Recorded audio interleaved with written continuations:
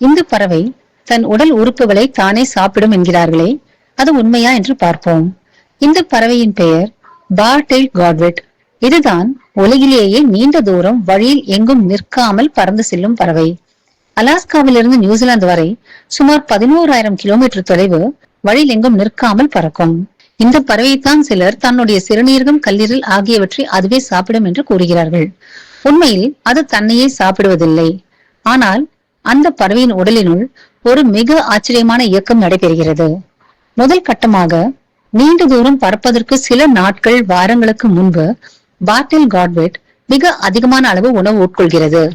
நெடிய பயணத்தை தொடங்கும் நாள் நெருங்கும் பொழுது உணவு உட்கொள்வதை பெருமளவு குறைத்துவிடும்.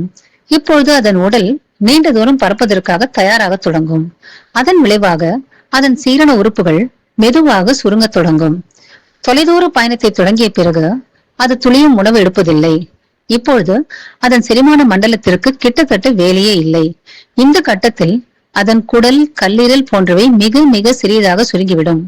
இந்த சுருங்கும் செயல்முறையில் உடம்பு அதன் உறுப்புகளிலிருந்து கிடைக்கும் ஆற்றலை பயன்படுத்திக் கொள்ளும்.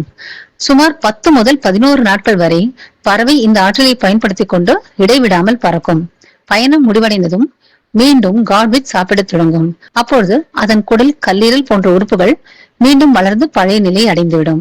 இயற்கை மற்றும் வனவிலங்கு பாதுகாப்பு குறித்த எங்கள் காணொளிகளை தொடர்ந்து காண எங்கள் சேனலுக்கு சப்ஸ்கிரைப் செய்து ஆதரவும் ஊக்கமும் அளிக்குமாறு கேட்டுக்கொள்கிறோம்.